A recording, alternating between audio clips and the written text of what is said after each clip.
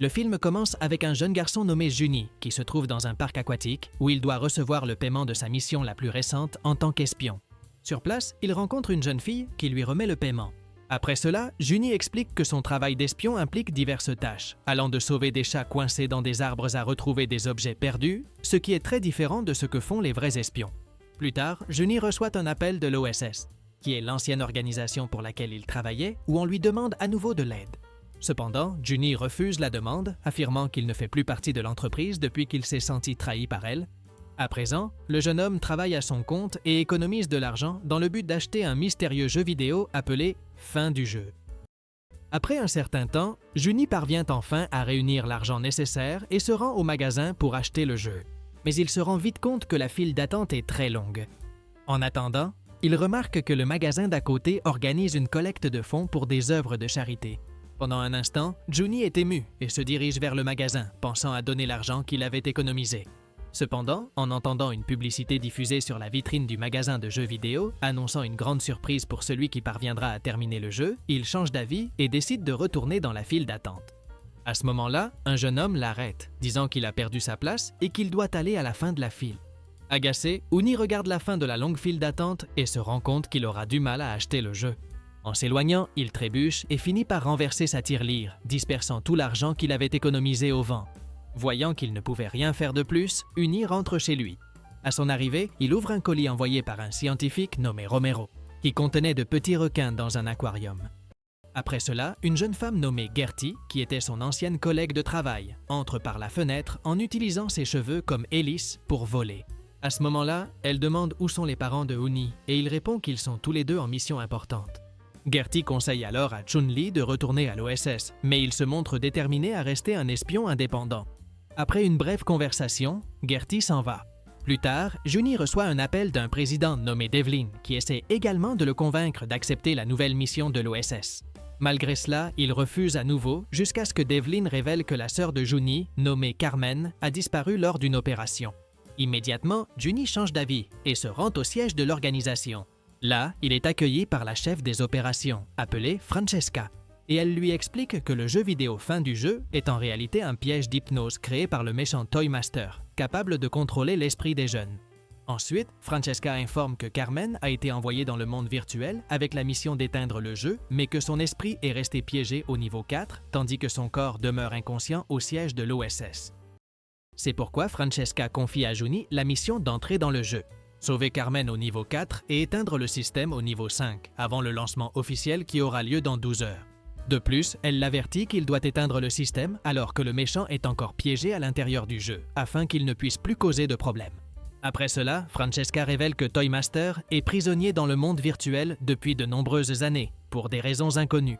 Déterminé, Juni entre dans le jeu à travers une chambre d'apesanteur. À son arrivée, il est attaqué par des grenouilles virtuelles. En essayant de se défendre, Juni court et finit par rencontrer un jeune homme qui ramasse des pièces tout en utilisant les grenouilles comme moyen de transport.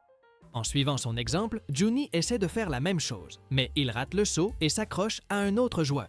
Agacé, l'autre joueur l'expulse et le jette dans une bouche d'égout. Plus tard, Juni se réveille et un robot lui explique qu'il a perdu une vie dans le jeu, en plus d'avoir perdu presque toutes les 12 heures qu'il lui restait. En utilisant des bulles flottantes trouvées sur place, Juni parvient à remonter à la surface et retrouve les jeunes appelés Francis et Arnold. Ensuite, il leur explique sa situation et leur demande de l'aide pour atteindre le niveau 5, car c'est seulement ainsi qu'il pourra terminer le jeu. À ce moment-là, un troisième joueur nommé Red se présente et raconte que lui, Francis et Arnold sont des joueurs testeurs. En essayant de les convaincre de l'aider, Juni propose quelques codes qui pourraient faciliter la progression dans le jeu. Red l'avertit que ce genre de triche entraîne une expulsion immédiate, donc son offre ne sert à rien. Ensuite, curieux, Uni demande comment fonctionne la première phase dans laquelle il se trouve.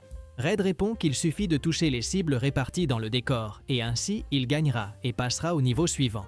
En apprenant cela, Uni se prépare, vise et touche la cible, mais au lieu d'avancer, il est projeté jusqu'à la Lune et finit par perdre une autre vie. Peu après, il reçoit un message de l'OSS, l'informant qu'il pourra choisir quelqu'un du monde réel pour l'aider. Après y avoir réfléchi un moment, Uni choisit son grand-père, appelé Valentin, car il était très intelligent. Dès que Valentin apparaît dans le jeu, Uni lui explique toute la situation, et le grand-père révèle qu'il poursuit Toy Master depuis très longtemps. À cet instant, le jeu offre à Valentin un pouvoir spécial, des méga-jambes, qui lui permettent de marcher à nouveau. Ravi de sa nouvelle capacité, il commence à sauter et à courir, et il se sent heureux. Cependant, son excitation est telle qu'il se laisse distraire et se met à courir derrière un papillon virtuel, laissant Uni derrière lui.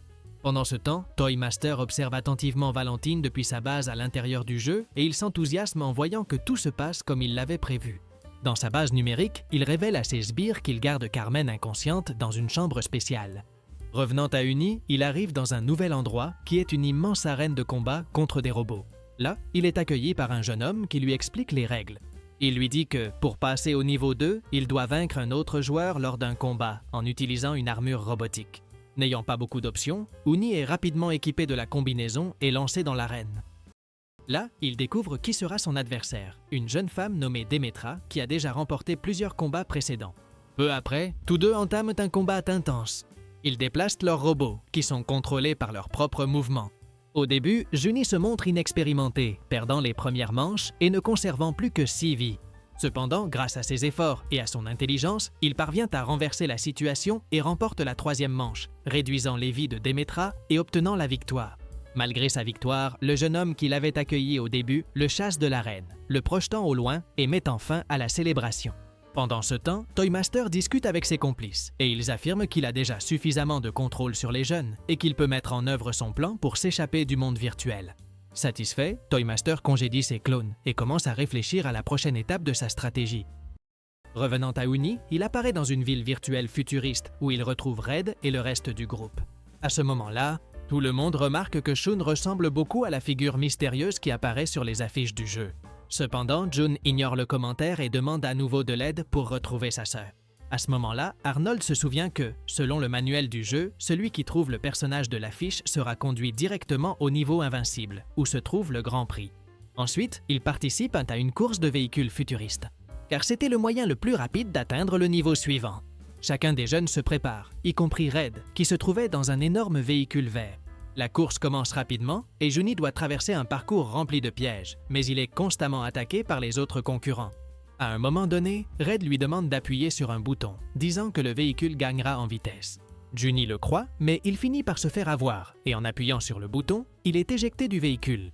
Alors qu'il est sur le point de sortir de la piste, Juni est sauvé par son grand-père Valentin qui apparaît au moment opportun.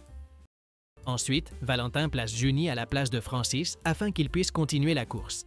Après avoir franchi une rampe, Juni évite un objet et continue vers la victoire. Après cela, Red commence à l'attaquer avec un gant, mais Juni parvient à esquiver, prend l'accessoire et s'échappe, laissant le jeune homme derrière lui. La course devient encore plus intense lorsque la route se brise et tous les concurrents tombent dans un tunnel suspendu, devant sauter d'un véhicule à l'autre. Rapidement, Juni parvient à monter sur une moto rapide et à garder le contrôle jusqu'à franchir la ligne d'arrivée. À la fin, l'une des concurrentes, qui était Demetra, le félicite et dit qu'elle pense qu'il est vraiment le personnage de l'affiche. Face à la situation, Juni décide d'endosser le rôle du personnage, faisant semblant d'être le héros du jeu. Pour s'éloigner de la foule, il invente qu'il doit consulter un magicien, qui était son grand-père, afin de recevoir de nouvelles instructions. À ce moment-là, Valentine observe la réaction de tout le monde et commente qu'il peut continuer à faire semblant d'être le personnage principal du jeu afin que les autres l'aident à sauver Carmen et à vaincre le méchant. En entendant cela, Juni dit qu'il ne peut commettre aucune erreur, car s'il le fait, Toy Master s'échappera du jeu. Malgré tout, Valentine le motive à continuer. Plus tard, Juni décide de réunir Demetra, Red, Francis et Arnold, formant officiellement une équipe, pour continuer le parcours à travers les niveaux suivants. Pendant ce temps, au siège de l'OSS, Francesca découvre que la progression rapide de Juni a attiré l'attention des programmeurs du jeu, qui ont commencé à modifier les codes pour rendre l'avancée des joueurs plus difficile. Dans le monde virtuel, Red remarque également les changements et avertit le groupe que les prochaines phases pourraient être encore plus difficiles. Ensuite, ils décident de se séparer pour dérouter les programmeurs. Cependant, Demetra décide d'accompagner Juni.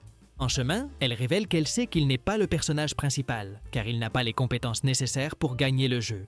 Malgré tout, Demetra lui montre qu'elle a confiance en lui et lui dévoile une carte secrète remplie de raccourcis qui pourraient les mener au niveau 4, où Carmen est prisonnière. Ils ne le savaient pas, mais l'utilisation de cette carte était interdite. En l'activant, 2 programmeurs apparaissent pour les punir et les renvoyer au niveau 1. À ce moment-là, Valentin apparaît et les arrête, parvenant à immobiliser les programmeurs et à les envoyer au loin. Observant tout de loin, Toymaster est impressionné par les compétences du grand-père de Junie et commence à reconsidérer ses plans, décidant de les manipuler au lieu de les affronter directement. Pour cela, il rend à Junie les vies qu'il avait perdues, affirmant que le jeune aura besoin d'être fort lorsque le plan final sera mis en œuvre. Plus tard, surpris par ce cadeau inattendu, Junie décide de donner les vies supplémentaires à Demetra. Les deux continuent d'avancer jusqu'à atteindre le niveau 3 où le groupe se réunit à nouveau. À ce moment-là, Arnold révèle sa véritable motivation pour jouer, disant qu'il rêve de gagner le Grand Prix et de sortir sa famille de la pauvreté. Junie essaie de l'avertir qu'il compte détruire le jeu dès qu'il aura retrouvé Carmen, mais Arnold refuse de l'écouter, car il est concentré sur la victoire. Juste après, le système du jeu exige que l'équipe choisisse le meilleur joueur, et tous choisissent Junie. Ensuite, le système demande de désigner le plus fort, et le groupe choisit Arnold. À la surprise générale, le jeu annonce que les deux devront s'affronter et que le perdant sera éliminé. Aucun des deux ne veut abandonner, car chacun a ses propres objectifs et motivations pour rester dans le jeu. Peu après, les deux commencent à se battre. Arnold était très puissant, et alors que Junie était sur le point d'être vaincue, Demetra apparaît et prend sa place dans le combat. Pendant la bataille, elle perd ses vies restantes et finit par être éliminée du jeu, sauvant ainsi Junie. Pendant ce temps, Toymaster, réalisant que le groupe devient une menace pour ses plans, décide de déplacer Carmen dans une autre partie du système, rendant son sauvetage plus difficile. Plus tard, Uni et les autres atteignent enfin le niveau 4, où ils tentent de communiquer avec Carmen. Carmen entend sa voix et apparaît à ses côtés, laissant Junie tout excitée. Elle révèle alors que c'est le Toymaster lui-même qui a mis Valentin dans un fauteuil roulant. De plus, elle explique que si le plan de vengeance du grand-père aboutit, cela pourrait libérer le méchant du monde virtuel, mettant ainsi en danger le monde réel. Ensuite, le groupe décide d'avancer vers un nouvel endroit, une montagne de lave où tout contact direct entraînerait l'élimination du jeu. Observant de loin, Toymaster se montre surpris par la persévérance des jeunes, qui continuent à jouer même après avoir retrouvé Carmen. Intrigué et désireux d'accélérer son plan, le méchant décide de les guider lui-même jusqu'au niveau 5. Peu après, les joueurs sont attaqués par de petits robots rapides. Au milieu du chaos, Carmen prend la décision de se jeter dans la rivière de lave, en utilisant un rocher comme planche. Sans autre choix, Junie, Red, Arnold et les autres décident de la suivre. Pendant ce temps, à l'OSS, Francesca et son équipe surveillent la mission et se rendent compte que le plan de vengeance de Valentine pourrait créer une brèche permettant à Toymaster de s'échapper dans le monde réel. Inquiète des conséquences, Francesca ordonne aux techniciens d'insérer de nouveaux obstacles dans le jeu pour retarder Junie et ses compagnons, empêchant ainsi Valentine d'atteindre la clé d'accès. Peu après, une créature de lave surgit sur le chemin du groupe. Une bataille intense s'engage alors. Bien qu'ils soient attaqués et tombent dans la lave, ils ne sont pas éliminés. À la place, ils découvrent une porte secrète immergée dans la rivière qui mène au niveau suivant. Pendant le chaos, Valentine disparaît, laissant tout le monde sans savoir où il se trouve. Ensuite, alors qu'ils essaient de se réorganiser, Arnold dit à Red qu'il a lu le manuel du jeu et a découvert l'existence d'un imposteur parmi les joueurs. Méfiant, il pense que Junie pourrait être cet imposteur et convainc Red de se retourner contre lui et Carmen. Finalement, lorsque les frères essaient d'expliquer qu'ils sont là pour désactiver le jeu et sauver le monde, les autres joueurs pensent qu'il ne s'agit que d'une stratégie de l'imposteur présumé pour les tromper. Soudain, un nouveau joueur apparaît, affirmant être le véritable personnage principal du jeu. Confiant, il promet de grandes richesses à ceux qui l'aideront à franchir le niveau suivant. Il ouvre alors les portes vers le niveau 5 et entre le premier. Quelques instants plus tard, il est frappé par des éclairs et éliminé, révélant que la phase finale est dangereuse. À ce moment-là, Demetra réapparaît de façon inattendue et explique qu'elle a réussi à survivre grâce à une faille dans les codes du jeu. Elle dit avoir trouvé la clé qui peut éteindre le système et le portail de sortie vers le monde réel.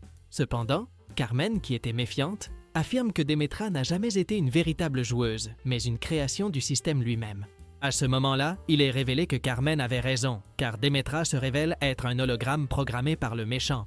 Ensuite, Toymaster apparaît dans une projection holographique et félicite le groupe d'avoir découvert le piège, disant que c'est pour cela qu'ils ont passé le niveau, mais il affirme que la récompense sera de rester piégés pour toujours à l'intérieur du jeu. Après cela, d'énormes robots de combat apparaissent et commencent à attaquer les joueurs, les encerclant de tous côtés. À cet instant, Valentin réapparaît et annonce qu'il a trouvé le portail de sortie et qu'il a déjà désactivé le système de sécurité permettant à tout le monde de s'échapper. Le groupe court vers le portail, traversant des explosions et des attaques.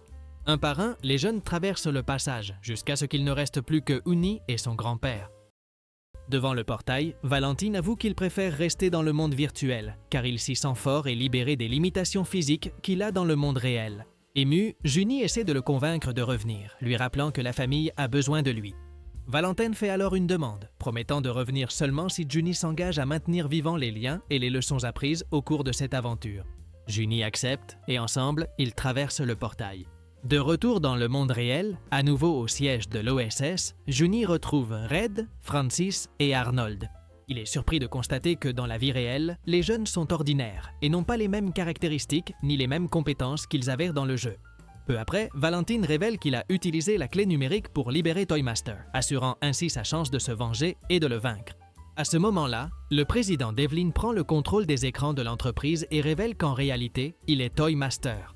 Le méchant annonce alors qu'il va mettre à exécution son plan final, qui consiste à déclencher une série de catastrophes naturelles et à mettre le monde en danger. Au milieu du chaos, Uni et Carmen utilisent les lunettes de réalité virtuelle pour voir les robots et créatures numériques qui commencent à attaquer la ville. Voyant que tout est hors de contrôle, Carmen et Uni appellent leurs parents, nommés Gregorio et Ingrid, ainsi que leur oncle Machette, pour se joindre à la bataille. Malgré cela, la situation empire et les frères décident d'activer tous les agents de l'OSS pour aider dans la lutte. Les espions se rendent compte que l'un des robots contient la clé capable d'éteindre le système. Déterminé, Valentine se propose d'accomplir cette mission tout seul. Après cela, il entre dans le robot et se retrouve face à face avec Toymaster. Lors de la bataille finale, Valentine surprend le méchant en déclarant qu'il lui pardonne tout ce qu'il a fait, même de l'avoir laissé dans un fauteuil roulant. En entendant cela, Toymaster est ému et décide d'éteindre le jeu de son propre gré, libérant tout le monde. Avec le système éteint, les portails se ferment et la ville retrouve sa normalité. Dans la scène finale, toute la famille de Huni, les jeunes joueurs et les agents de l'OSS se réunissent pour célébrer la victoire. Et ainsi, le film se termine. Si cette vidéo t'a plu, n'oublie pas de t'abonner à la chaîne, de liker et profitant pour découvrir d'autres résumés incroyables qui sont disponibles pour toi. Je vous dis au revoir pour l'instant et on se retrouve dans la prochaine vidéo.